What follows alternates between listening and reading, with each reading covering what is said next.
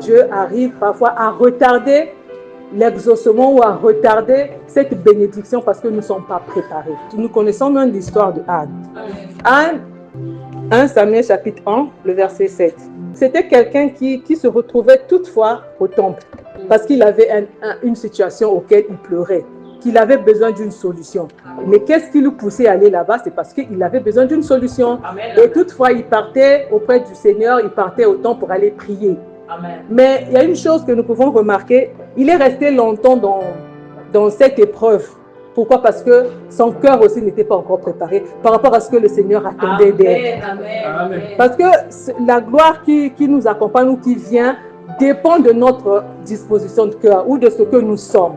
Amen. Parce qu'aujourd'hui, on peut voir que quand quelqu'un, comme on dit, on peut connaître l'humilité de la personne quand qu'il en a maintenant. Quand il est un peu là, c'est là on va dire que oui, cette personne est humble. Mais quand il n'a rien, même à l'église, il vient, il balaye. En tout cas, il se positionne, il dit que vraiment, moi, là, tout. Je n'ai que ça, je n'ai que son enfant. Non, je dois donner ça à Dieu parce que moi, Dieu est ma priorité. Mais dès que Dieu va le bénir, parfois il dit, ah non, je n'ai même pas le temps. On n'a plus le temps pour Dieu. Il dit, moi, je veux balayer encore. Non, je ne peux pas. Moi, ma voiture au coin là-bas, non, je ne peux pas. Je suis en costume, je ne peux pas.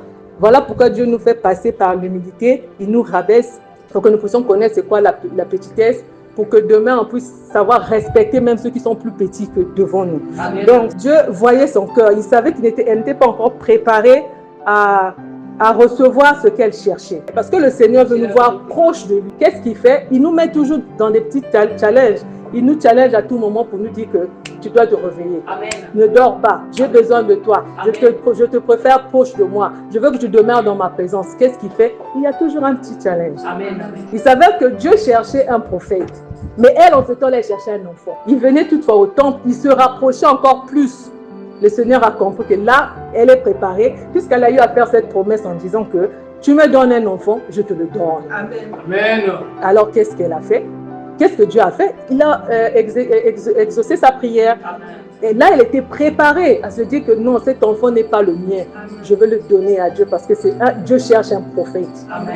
Et comme on dit, si je repars sur l'exhortation que tu as eu à faire, Élie était déjà fatigué parce que voilà, il n'y avait plus cette communion.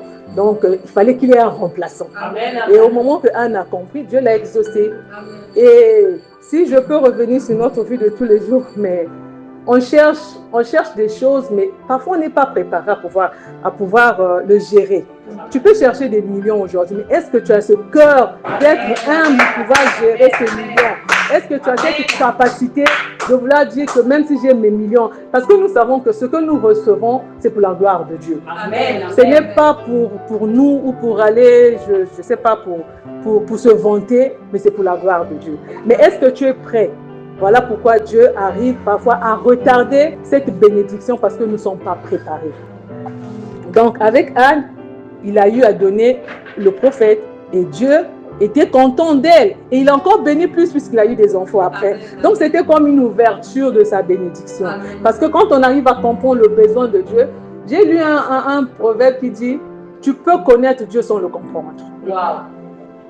Tu connais Dieu, mais tu ne le comprends pas. Amen. Mais quand tu arrives à comprendre Dieu, je pense que facilement, vous comprenez, tu dis une chose, il te comprend, c'est rapidement, il t'exauce. Mais nous, on perd tellement le temps à vouloir voir nous-mêmes, on ne voit pas ce que Dieu veut de nous. Qu'est-ce que Dieu veut de toi? Qu'est-ce que Dieu veut de moi?